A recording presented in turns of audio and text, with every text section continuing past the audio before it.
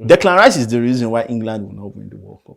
When you look at Luka Modric's trophy cabinet, 5 Champions League titles, 1 player, as many as Barcelona, the football club. Imagine you are willing to slander your own club. Facts are facts. 2.5 times more than Chelsea Football Club. Arsenal have never won the Champions League. Thank you for that. Hi guys, welcome to Crossfire, brought to you by Life Scorebet. I am Jimmy Anishilewo, and we are back with our comparisons today, pitting against each other, 2 legends of the game, Luka Modric versus Andrea Pirlo. Who would you say was better? Now on my right side, I have Tosin and Ayoola, and on my left, we still don't have Tunde back yet, so Ayoola Kelechi is still filling in for him. So Ayoola, AKA Mini Tunde. Minute to where you are on your way to the day, right? So hopefully, maybe we'll not need to again when you. No, you will. You sure? I can't gain weight that fast. Are you sure? Yeah, I'm sure. What God cannot do does not exist though. This one exists. Oh, all right. So Ayoola, let's start with you this time around. So Andrea Pirlo or Luka Modric? Who are you picking? To be fair, I won't even go and say, act like Pirlo is some bomb or anything. You can't say it's a bomb. No. It's not necessary. You know, when we compare 2 legends, what people tend to do is that they'll try and downplay one of the other person's achievements to make it look like he didn't do anything. But really, these are 2 of the greatest midfielders that have played the game. 2 midfielders that we really enjoyed watching at their prime, even when they were past their prime. But when it comes down to 1v1, Modric stands toe-to-toe with people that Pirlo can't dream about talking to. Like people like Xavi, people like Iniesta, people like Toni Kroos. Pirlo is very good, but when you compare, for example, their trophy cabinets, their contributions to the teams and everything, Pirlo was that this is a Pirlo that had a position named after him. No, I don't know where you heard that because there have been several registers before Pirlo. There will be more after Pirlo. He's not the first, he's not the last. Let's say he was the first, but he owned that role. He did not own. I mean, yeah, he owned the role, but again, he was not on the level of some of these people. When we talk about the greatest midfielders in the world, when you look at Luka Modric's trophy cabinet, 5 Champions League titles, 1 player, as many as Barcelona, the football club. Imagine you are willing to slander your own club. Facts are facts. You are willing to slander your own club. Facts. Okay, sorry.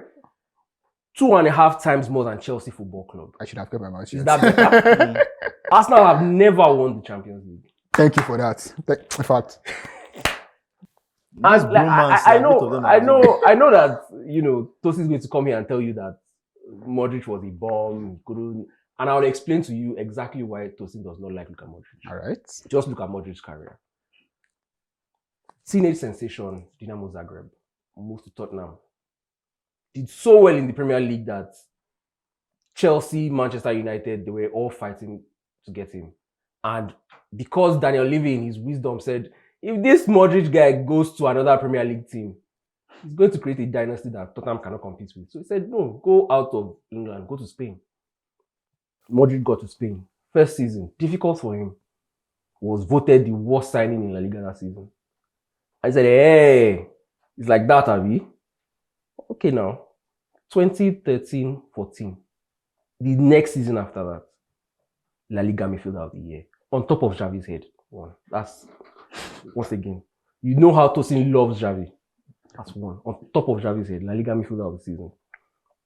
Continued winning with Real Madrid, 2015-16. La Liga midfielder of the year again, on top of Iniesta's head. Xavi had won this award 3 times before Modric got to La Liga. He never won it again. Damn. And this is the person that in a few seconds you're going to listen to Tosin try and slander his reputation. Now when you move to the national team, Pirlo won the World Cup 2006. Fair enough. Surrounded by some of the greatest talents Italy has ever seen. Luca Toni, Gigi Buffon, Cannavaro, the actual Ballon d'Or winner. Who was the Modric Croatia when he took them to the World Cup final? Perisic. Perisic, a Tottenham failure. It was Modric, Rakitic, and 9 twigs. Modric took them to the World Cup final 2018 against Messi's Argentina. LM10 versus LM10 on top of his head. Goal, 3-0 win. Next match, very next match, against Tosin's Nigeria. Don't. Is it not your Nigeria? I'm just explaining Bear in from mind that- how convenient it is Bear that- in mind that Tosin is not claiming Nigeria. Tosin is the Netherlands, that's Argentina. if we are Whatever. being honest, that's when you hear Tosin talk about Nigeria, you know that he loves this country. He wants the country to do well. That's why Are we he's talking always, about this same? that's why he's always angry about Nigeria. Oh, another Tosin. You know, when you have a child and the child is misbehaving, you cannot be talking kindly to. You have to Well, you tough can love. tell me about. I mean, I don't have children, but Yeah, I know yeah. you don't born like 5. So. Unfortunately, no. But you know, it's just when you observe things as they are, that's how it is. So on top of Tosin's beloved Nigeria, dunked on their head. 2-0 win, scored again. Continue to carry Croatia to their best finish at any World Cup, supported by people who Tosin can probably bench. 2018 World Cup Golden Ball winner. 2018 Ballon d'Or winner. What's Pirlo's highest ever Ballon d'Or finish? Upon the naming of position after him that you claim. You know, it's very refreshing to have 2 Barcelona fans. In At the end of the day, but facts are facts. And one person what- is going to go with facts above. there's also the sentiment of knowing that Modric was a Barcelona fan, as it were. You would have preferred a move to Barcelona, but you know, things happened and he ended up at Real Madrid. But that does not change, you know, the fact of who he was. He continued again 2022 at almost 50. Dragged Croatia again. There was no Rakitic this time. Him, Livakovic, Gvardiol, and Prayer and Inshallah dragged them again to the World Cup semi-final. Croatia had only gotten to the World Cup semi-final once before Modric. During Modric's era, they've gone twice. Finished their best ever at a World Cup and also came third. What happened when the people who supported Pirlo left Italy? They won the World Cup in 2002. First, Totti left, Del Piero left. What happened in 2010? When he had to play with the likes of Di Natale, the likes of Ambrosini. What happened? Out of the group stage in the first round. Couldn't beat New Zealand. Went to the Euros. Where they finished? Pirlo was crying. Euro 2020, Euro 2012 against Spain. Crying, tears. Of course, he had to retire after that. I mean, if you were the one, what would you do? But Modric, from even when he was a teenager, has been carrying Croatia on his back almost single-handedly. One of the smallest nations in world football. He's done, I mean, it's almost like a Nigerian winning the Ballon d'Or. That's the level of Modric's career. If a Nigerian had won the Ballon d'Or, would you be able to chat to him about anything? First. It's not possible. So, I know we're about to hear some epic slander on Modric, but I just want you to understand he has dunked on Xavi, dunked on Iniesta, dunked on Messi, dunked on Nigeria. In the country. Yes, it's the truth. Dunked on Argentina. So you should understand where Tosin's about to come from with his hate. It's not just Ojolason, it's It's like serious everybody. hate. Yes. You understand why he's about to say, oh, Modric this, Modric that. Because if someone did this to me, it's like the way Chelsea fans look at Messi or Premier League fans look at Messi. Come to Arsenal, dunked on their head. Chelsea dunked on their head. Manchester United dunked on their head. Of course, they're going to start saying they are going to find a way to claim that you're not good enough. Because the truth is they just hate you. And you know, that's just it, to be honest. So, Tosin, are you going to prove Ayoola wrong? Prove Ayoola. I don't have anything to prove to Ayoola. Ayoola. There's a little bit of disappointment, obviously, as a Barcelona fan, that he will go to those levels. But let me start by saying that, like, Kofungo, so you will send letter to you. I used to really, really like Luka Modric because Luka Modric was appropriately rated. However, something shifted. Something shifted in 2018. And I honestly, in my own opinion, I think it was him winning the Ballon d'Or. And it kind of elevated him into positions and conversations he did not belong in. Because objectively speaking, yes. So when we talk about the La Liga period, let's just actually know that this is a rigged Real Madrid marker award. Let's just actually put that into context. No way Xavi was winning it. Though. No, See, I'm a Barcelona fan.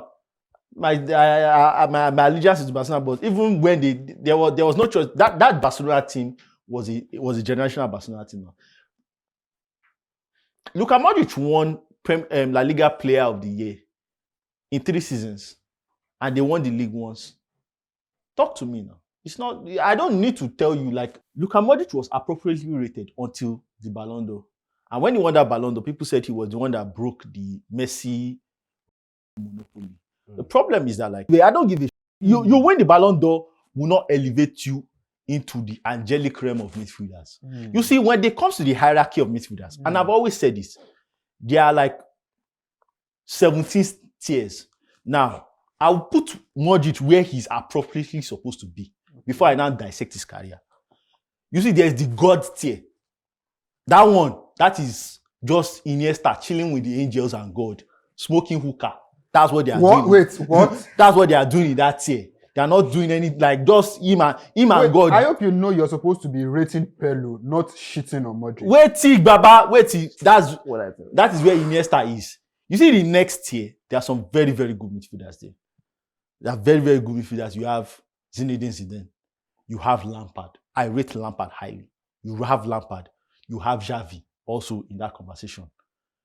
Then the next tier. You see this next tier. Modric is not there. Don't think that Modric is there. Who is now? The next tier will be Sergio Busquets. The next tier will be Sergio Busquets. Will be Andrea Pirlo. Okay. Will be Toni Kroos. Okay. Will be Casemiro. Okay. Will be N'Golo Kante. Okay. Will be Patrick Vieira. That's the next tier. You see thinking that a lot of I was thinking athleticism them to and say Pedri. you see a lot of athleticism and melanin are coming into the picture now. Now we are going to go to the next tier. Now this is where you now can add your Modric of the world. You want to put Modric in the next tier, fine. So Modric is in tier 4. Tier 4, Modric, Gerrard, Scholes. If you want to add Ruud Gullit there, or you want to add Clarence Okay, Seedorf sorry, there. as a sidebar. So what you are saying in essence now, just to add to Extrapolate. is that you rate Lampard far higher than Scholes and Gerrard. By far. Right. Continue. No, I just want. Yeah, today, the only thing that I me and just Tunde, want you to make. the only thing me and Tunde have always agreed on, like me, I always tell him, you don't need to. Me, I know what Lampard did. Because I watched it. No. I don't want Lampard that is to top tier. so that it doesn't get lost. Lampard has conversation. The funny thing about like midfielders is that like sometimes when their career ends and when they go towards the tail end, some midfielders, I don't know what happened that it kind of became a consensus. Some people started saying that the god tier midfielder is Scholes. Who the fuck is Scholes? That's not the topic. But, we already. But the point is just back to Pirlo and Modric now. But the point is basically that the next tier, which is where I put obviously Steven Gerrard, who is another overhyped midfielder, put him in that tier with Luka Modric, with Scholes. You want to put the likes of John Michelobi. No. You want to put Clarence Seedorf too, who was also a very, very good midfielder during this time. You want to put him there, you can put him there. Sorry, which tier is Pedri? Pedri is 22 years old. Why would we be talking about Pedri? Now, Pedri's career is... Okay, we are talking about... The legends of the legends. Whatever tier Pedri is a tier above Enzo Fernandez. So that you can rest. The legends... So that you can finally... The legends of the legends. I'm never going to argue that one. Now, let me discuss where Modric's career actually... Because Modric's career, in my own opinion, did not start until he was 26. Why not? Let's actually... No. Why I not need to raise Pirlo? I know. I will discuss Pirlo. Let me start with You have limited time. You have limited Baba, time. I can take all the time I want. You and who? This I'm gonna go house. This is the Modric episode.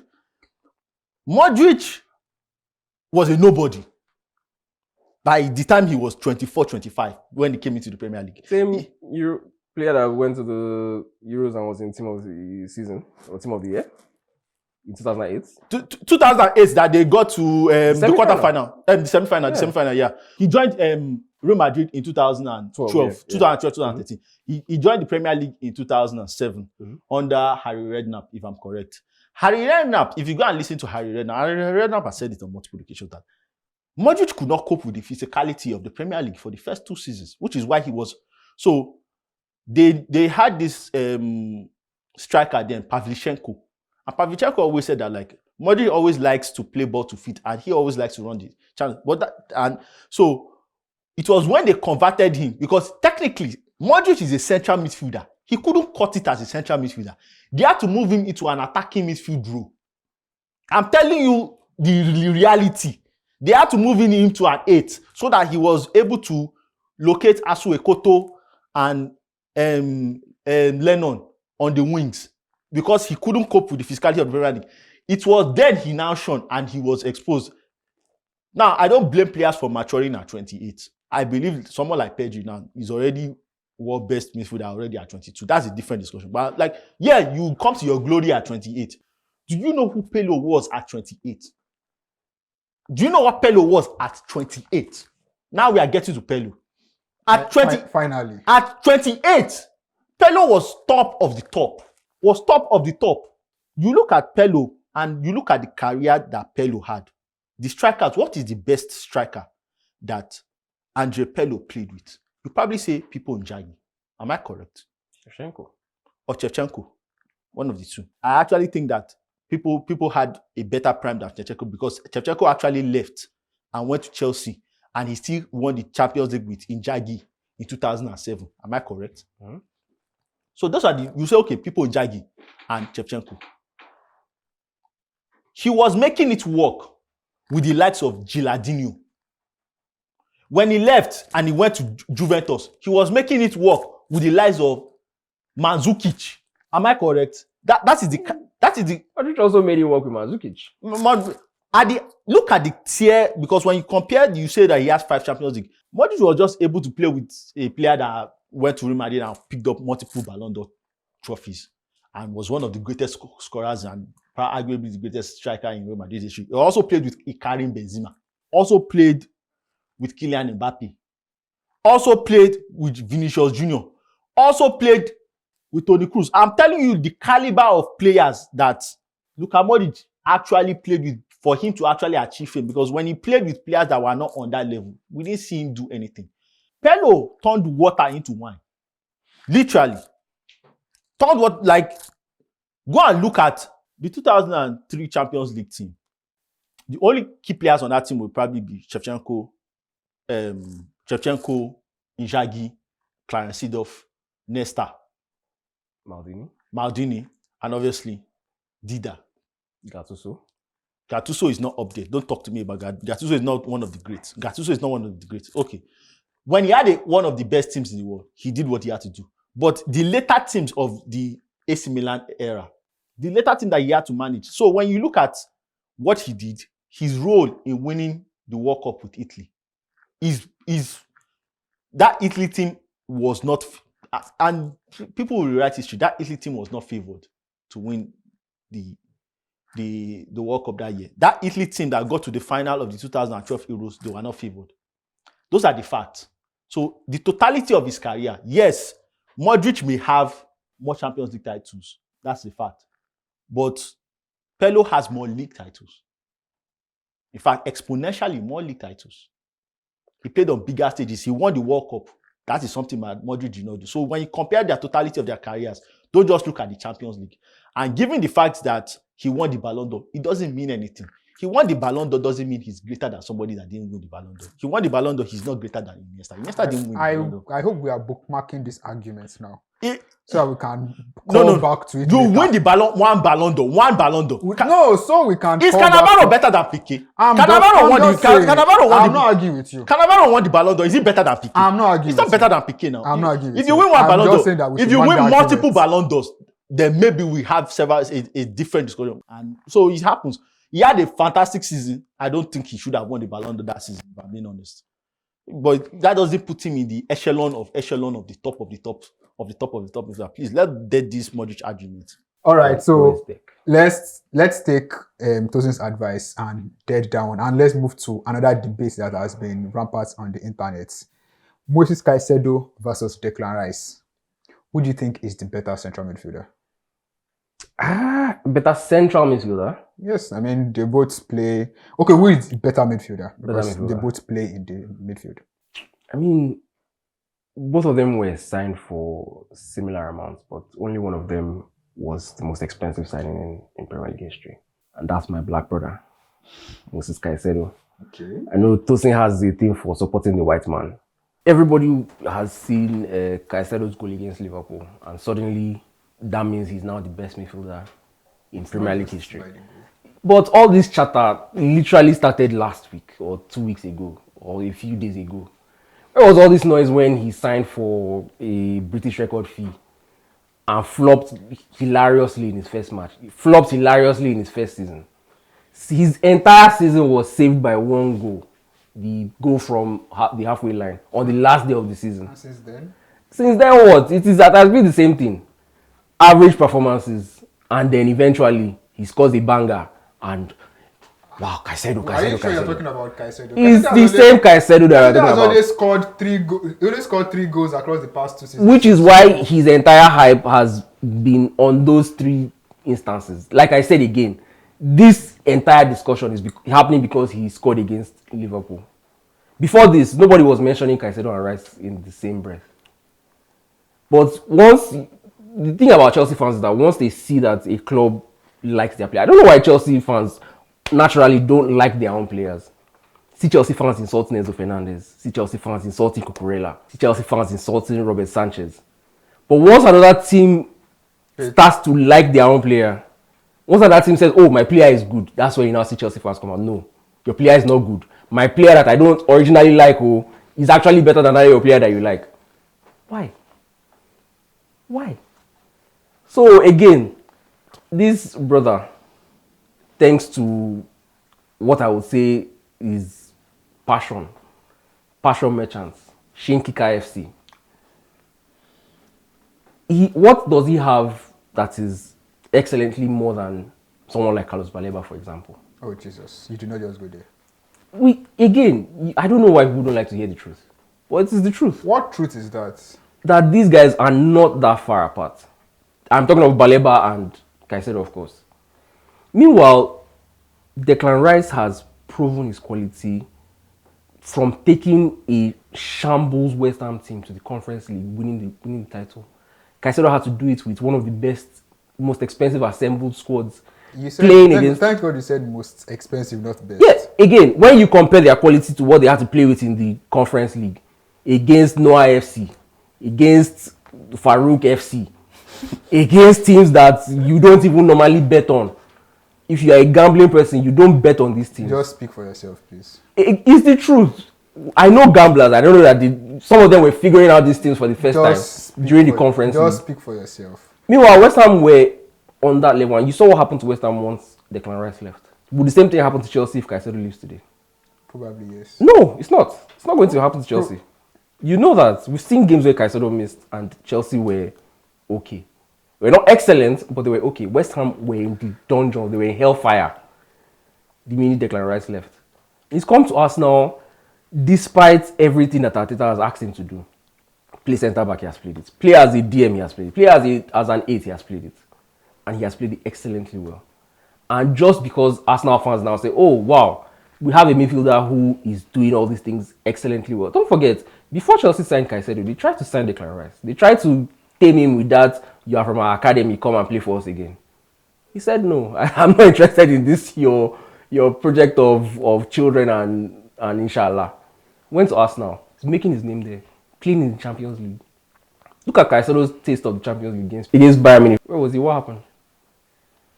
Was he not in the midfield when mediocre midfielders compared to Rice ran Chelsea through?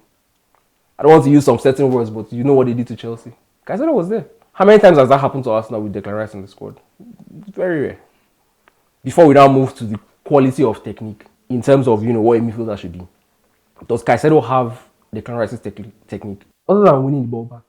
But that's the main duty of his position, right? Again, you're the one who said general midfielders. If you were talking about as a DM, sure, why not? But as an all-round midfielder, come on. Let's be honest. I know you love Chelsea. A lot of people love Chelsea. I know Tosin loves his black brother. But you don't love your black brother? I do as well. But my love should not overshadow the fact. Is he a better passer? He's not. Is he a better ball striker? He's not. Is he better positionally? He's not. As a DM, excellent. Above Declan Rice, because like you said, his main job is to win the ball back and distribute it. There's few people better in world football today at chasing down the ball than Caicedo. Give it to him, no problem. But that's just one aspect. What about the others? Is Declan Rice not above him? Can we at least be honest about that? Are you asking my opinion? I'm just saying. I don't want to look at Tosin Because if you ask my opinion, I know that there are stats that show that Caicedo has more progressive passes than Declan Rice. again, at Arsenal, that is not his main quality. Look at Declan Rice's progression numbers at West Ham. Nobody in world football, bar maybe Frankie de Jong, was better at progressing the ball than Declan Rice while he was at West Ham. But because at Arsenal he has to be a bit more disciplined, he can't do the exact same thing that he was doing at West Ham. You also have Odegaard in front of you, and you understand how Arteta plays, values circulation more than progression. That's the thing about, reading stats and understanding them. They're two very different things. Well, so Tosin, over to you. Which is Caicedo or Declan Rice? Declan Rice. Let me start by saying one. I gave a prediction for Nigeria that Nigeria will not qualify for the World Oh, Jesus. Let me actually. How does that tie into this? No, it does. Oh, because of your melanin infused. Let me make a major prediction. And from what I see, Declan Rice is the reason why England will not win the World Cup. Declan Rice is the reason why England going to win the World Cup. England will not win the World Cup. England technically have one of the best, in terms of quality, England actually have one of the best teams. Probably the only team you could say is technically better is probably Spain, but Spain actually have a vacuum in terms of the lone striker. But overall, I think Spain, France, Portugal, in terms of quality, and England, they are in a separate tier. Because of the inadequacies of Declan Rice, I do not see England winning the World Cup. And let me explain it. The symptoms are already at Arsenal. Not that Declan Rice is not a good midfielder. He's actually a very, very good midfielder. Declan Rice was so good that when they brought him in, he actually had a very, very good, he was very, very good at West Ham. And they brought him into Arsenal. When he came into a top quality team like Arsenal, they paired him with Thomas Partey. And Thomas Partey was able to show some of his defensive inadequacies. And right there, they knew then that even though he was one of the record signings at the time, Thomas Partey was in and out of the team. And that's how Arsenal was struggling because of some of his inability to play in that defensive midfield position where they tried to play him as a register and recycling possession, which he was never good at. He's good at carrying the ball. But he's actually good at carrying the ball in advanced positions where the block is not low. Like if you are playing against a low block team, when he was at West Ham were usually the low block team. So when they are progressing the ball, they are progressing into a much more open field.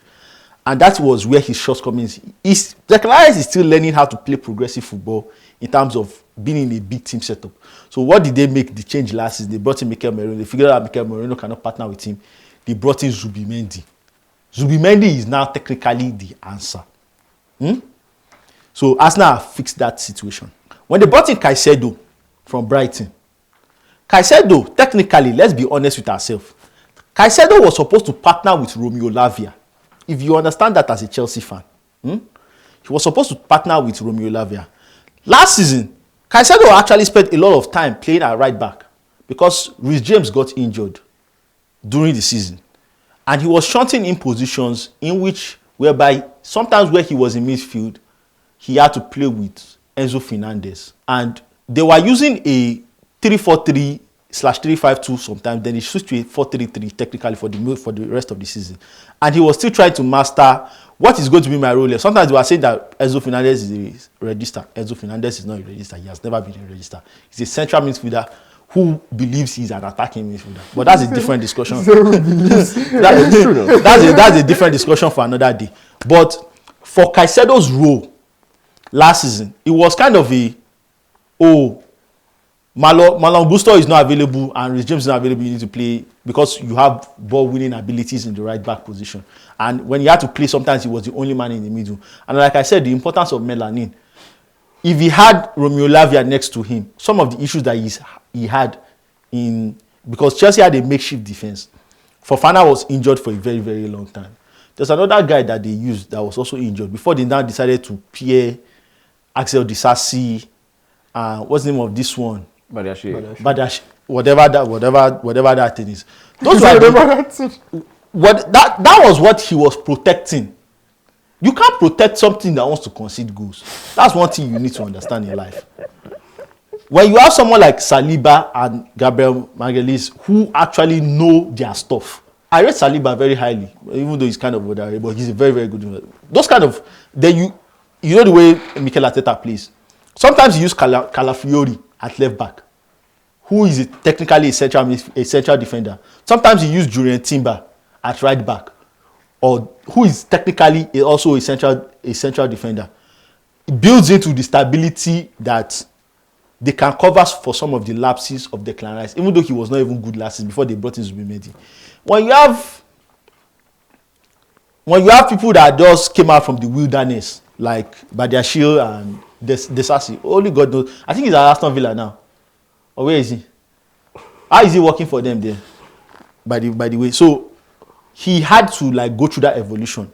And now with this new team, I still believe that his best partner in crime will be with Romeo Lavia, because Romeo Lavia can also progress the ball, and maybe they can decide to put Enzo in a much more attacking position if Kopama is injured for on the bench, or whichever the case is injured for a very, very lengthy spell.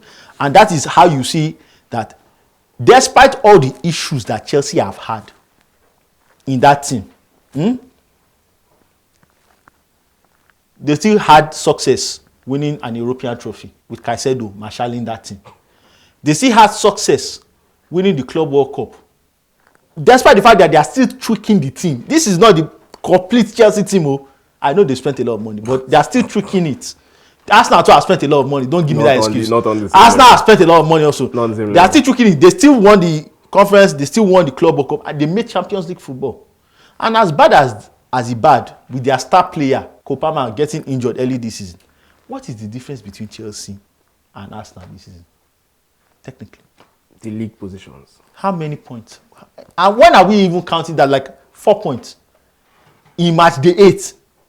Are you serious? Let us get to match day 30 before Arsenal fans actually start pumping their chest. Arsenal fans have actually completed their rebuild 3 years ago. They have nothing to show for it.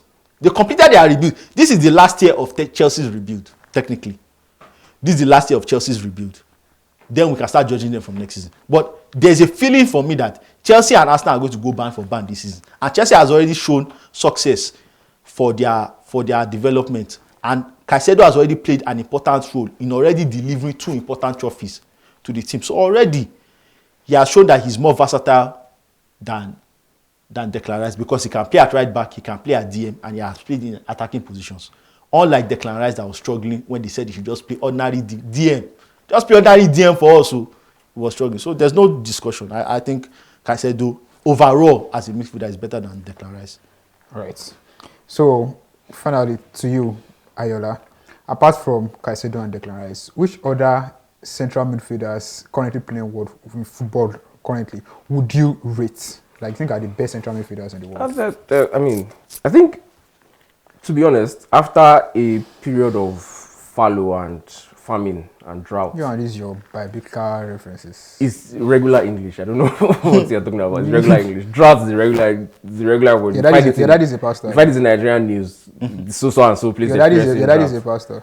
My daddy is not important. Anyways, like Mr. Kelechi, please help me. Like I was saying, we've come to a period where we're starting to see an emergence of high quality midfielders. Right. In the game today. Yeah. You have players like Frank de Jong, who his resurgence again. I don't even think I'll call it the resurgence. I just think the team is now winning, so everybody can now see what de Jong does. But you know, is one of the best midfielders in the world. Pedri as well. Then you have Vitinha, Fabian Ruiz also. And João Neves. Neves also. I mean, you just have to watch João Neves to understand how football can be enjoyable again. That's the truth. The Premier League, apart from the ones we've mentioned already, Sandro Tonali, excellent midfielder. Bruno Guimaraes is another shin kicker, but he's also really good. I'm interested in seeing what Lavia has. I mean, for all the Caicedo talk, there's still the feeling that he will play better when Lavia plays. So that already tells you the potential or the quality that Romeo Lavia has as well. And, you know, I think for me, these are some of the the best. Tijani Reinders as well at Manchester City. I mean, to come into Manchester City the way that they were, you know, and already make them a better team, it's not easy. I think these are, you know, some of the best midfielders, at least central midfielders in world football today. Known from the current Premier League champions. From Liverpool. Yeah. Gravenberch, a DM, you still consider him as a midfielder. McAllister as well, really good. Szoboszlai. If I did not mention them, you're not going to put them. I mean, when you think of these other names, I think these people are probably above them. You think of Szoboszlai, he's showing out now, but I feel like when he meets some of these other people, you see the difference in quality. Which is weird because he already met Arsenal this season and guess who came out on top?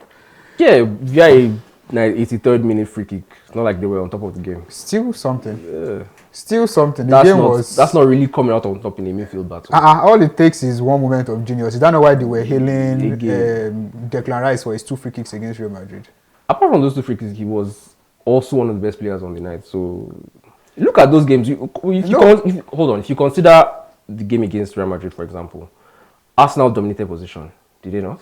Well, Arsenal created the better chances, did they not? Over the reminder, Szoboszlai was playing out of position. He was playing right back. We're not talking. You are the one that said he came out on top in the midfield. I'm just saying that. And I'm trying to explain it to you that possession is not scoring in the 83rd minute is not coming out on top in a midfield battle. You can win the midfield battle and someone scores an own goal. Will you now say because of the own goal you didn't win the midfield battle? You won't say that now. Be honest. So, Tosin, what about you? Best central midfielders in the world right now? I think the obvious answer is crystal clear. The best central midfielder in the world. No need to ask you. The best central midfielder in the world right now is obviously Pedro. His levels above everybody. I think everybody in today's modern football should actually just take a look at Pedro and ask themselves, how can I be better? How can I be better for my team? How can I be better for this position? And I think Pedri has, obviously, he studied the greats. He studied the Andres Iniestas, the Xavis, and he understands the importance of when to make progressive passes, ball retention, and recirculation of the ball. Those are the things that Pedri does. I think Vitinha too is up there, to be fair. When I was talking about Vitinha 2 seasons ago, I was telling Tunde that Vitinha was like, what if Vitinha they do inside top 30 for Ballon d'Or? That was 2 seasons ago. Vitinha now, everybody they hate Vitinha. When I saw Vitinha as a good player, nobody see him as a good player at that time. No wala. So Vitinha is good. I think Vitinha is up there. For me, the battle for third place would be either between Alexis McAllister and honestly, what I've seen this season from Valverde, even though Valverde technically has been playing on the right, but from the way they kind of want to play him with the absence of Kroos and Modric that have departed, he can't occupy the wide positions because Masutano and Gola are in those positions. So he actually kind of comes into the middle, and he has been very, very good for Real Madrid this season. I don't know if they will decide to play him there because Tchouaméni is kind of like a defensive midfielder. I don't want to say Tchouaméni, so I'm going to say Valverde. I will say it's between Valverde and Alexis McAllister for my own third position. So we've heard from both Tosin and Ayoola, Andrea Pirlo, Luka Modric, Moises Caicedo, Declan Rice. Do you agree with them? Which of these players do you think is better? And which central midfielders do you think are the best currently in football? Let us know your thoughts in the comments. I am Jimmy Anishilowo, and this is Crossfire, brought to you by Live Score Bet.